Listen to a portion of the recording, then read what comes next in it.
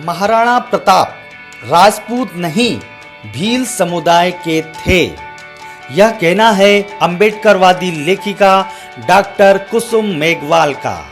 उदयपुर राजस्थान की 70 वर्षीय लेखिका डॉक्टर कुसुम मेघवाल ने अपनी पुस्तक में यह दावा किया है कि महाराणा प्रताप राजपूत नहीं बल्कि भील समुदाय के थे और बाद में उन्हें मेवाड़ का राणा बनाया गया। उदयपुर के अंबा माता थाना में लेखिका की ओर से दर्ज शिकायत के अनुसार पिछले कई दिनों से उनके मोबाइल फोन पर अज्ञात नंबरों से धमकी भरे कॉल्स आ रहे हैं, जिसकी शिकायत उन्होंने थाने में दर्ज की है। आपको बता दें, लेखिका ने कई लोकप्रिय पुस्तकें लिखी है, जिसमें प्रमुख है डॉक्टर अंबेडकर भारत के प्रथम प्रधानमंत्री होते। उनकी दूसरी पुस्तक है विनय पिटक में ब्राह्मणी घुसपैठ। तीसरी पुस्तक का नाम है मनुस्मृति एक विध्वंसक कृति।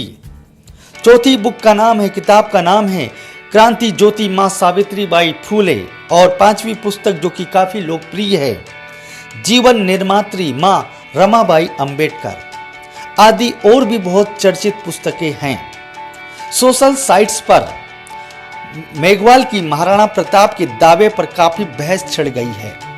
उदयपुर के पुलिस अधीक्षक राजेंद्र प्रसाद ने प्रेस को बताया कि लेखिका की दर्ज शिकायत पर मैंने संबंधित अधिकारियों को मामले में जांच करने के लिए कहा है।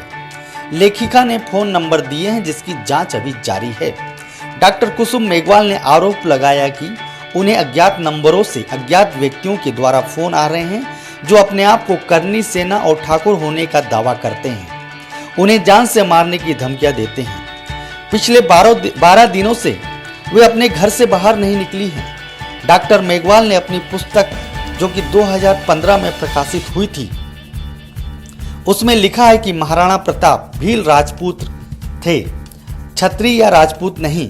भील शब्द संस्कृत के शब्द भीला से आया है, जिसका मतलब बहादुर या सामरिक ताकत होता है। महाराणा प्रताप भी भील थे, जिन्हें बाद में एक समारोह में सूरवंशी बनाने के लिए मेवाड़ का राणा बनाया गया। उन्होंने लिखा है कि भील समुदाय मेवाड़ में पारंपरिक रूप से अपने मार्शल और कौशल के लिए जाना जाता है।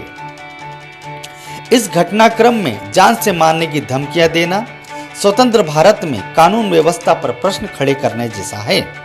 भील समुदाय क्या अपमानजनक है?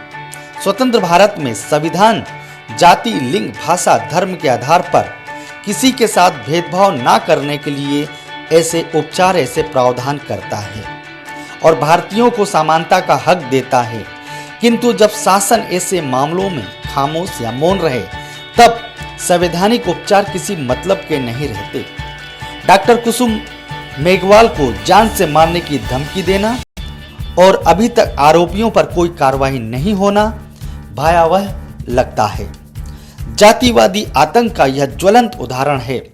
ऐसे मामलों में आरएसएस का मौन रहना या चुप रहना अपने आप में कई सवाल खड़े कर देता है।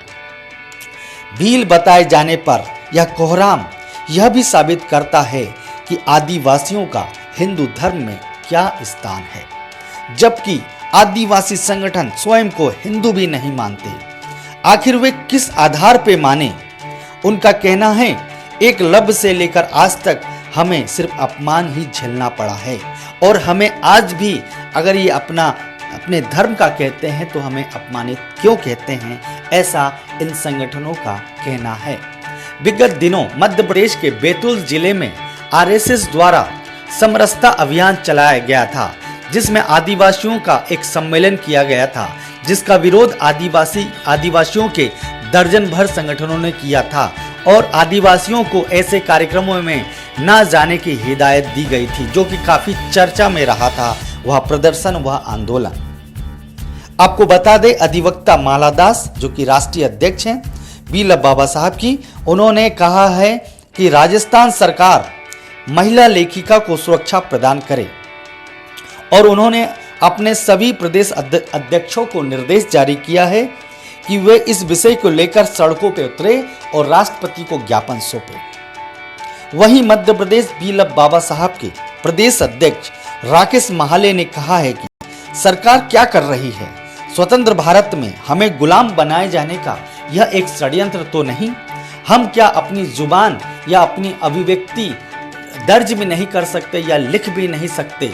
तो फिर ऐसे स्वतंत्र भारत में हम रह रहे हैं तो इसका मतलब क्या है? ऐसे कई प्रश्न उन्होंने उठाए हैं। उन्होंने कहा कि हम इसके खिलाफ में आंदोलन करेंगे, हम कोई भी जोर जबरदस्ती और अन्याय सहन नहीं करेंगे। अब देखना यह है कि प्रशासन इस लेखिका को किस प्रकार से सुरक्षा मुहैया कराता है ताकि वो निर्भीक रहकर अपना जीवन जी सके। हमारी आजादी के आदर्शों को समझे और